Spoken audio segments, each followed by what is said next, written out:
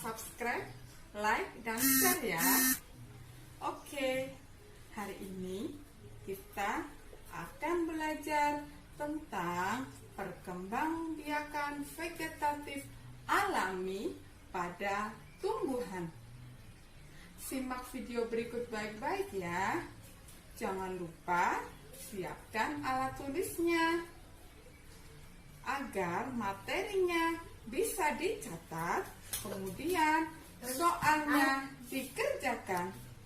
Oke, selamat menonton.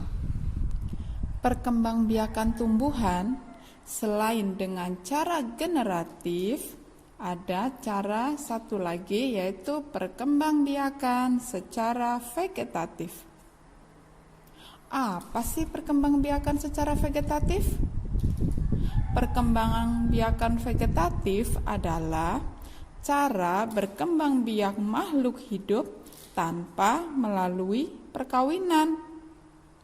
Masih ingat yang melalui perkawinan itu seperti apa?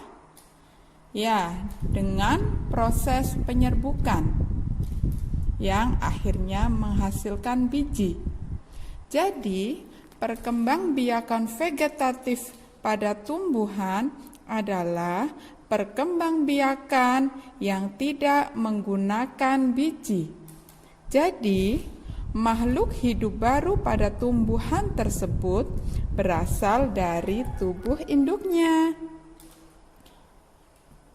Perkembangbiakan tumbuhan secara vegetatif ada bermacam-macam jenisnya. Yang pertama adalah vegetatif alami. Vegetatif alami dibagi menjadi beberapa contoh. Yang pertama, tunas, yaitu batang yang ada di dalam tanah akan membentuk tumbuhan baru. Jadi batang yang ada di dalam tanah muncul ke permukaan tanah sehingga tumbuh tumbuhan baru.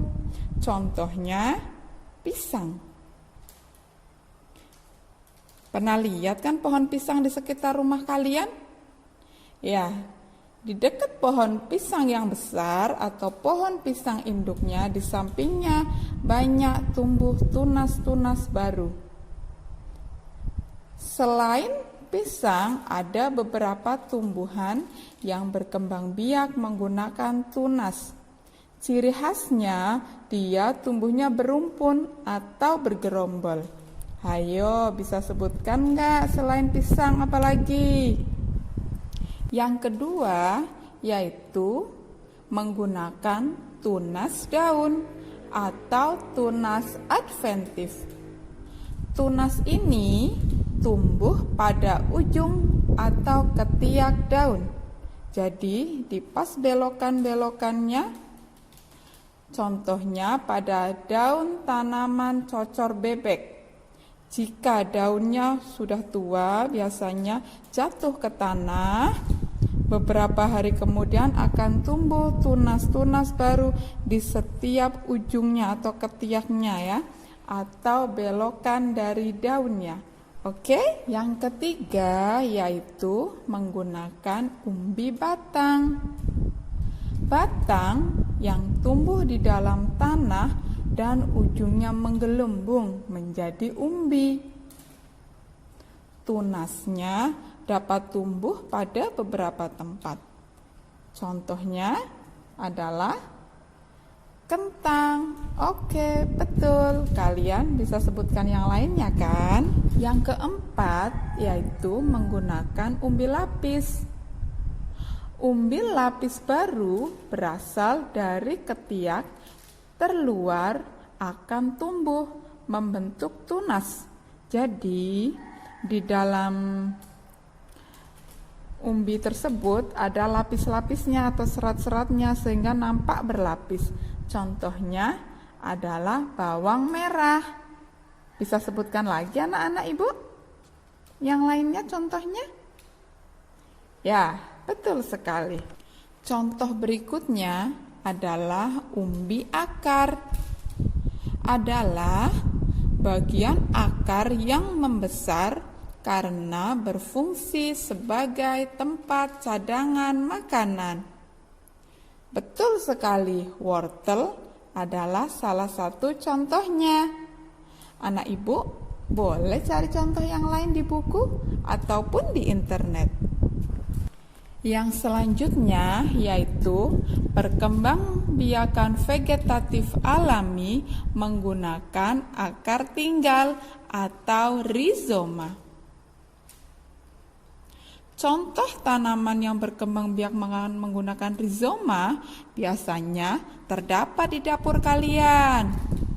Ya, contohnya jahe. Bisa kan sebutkan yang lainnya? Oke, mantap.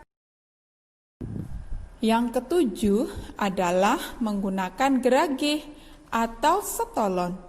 Jadi, ada batang yang menjalar dari tubuh tumbuhan ya ke atas tanah, biasanya terus jatuh ke bawah lagi ke tanah lagi sehingga akan tumbuh akar. Contohnya pada tanaman stroberi. Dan yang terakhir menggunakan spora. Spora adalah sel pada tumbuhan yang berubah fungsi menjadi alat perkembangbiakan. Contohnya pada tumbuhan lumut ataupun tumbuhan paku. Kalian bisa melihat warna coklat yang seperti serbuk-serbuk itu loh. Nah, serbuk-serbuk itu jika berjatuhan bisa tumbuh menjadi tanaman baru. Oke? Sudah paham? Sampai jumpa lagi di pembelajaran IPA tentang vegetatif buatan pada tumbuhan. Semoga ilmunya bermanfaat. Assalamualaikum warahmatullahi wabarakatuh.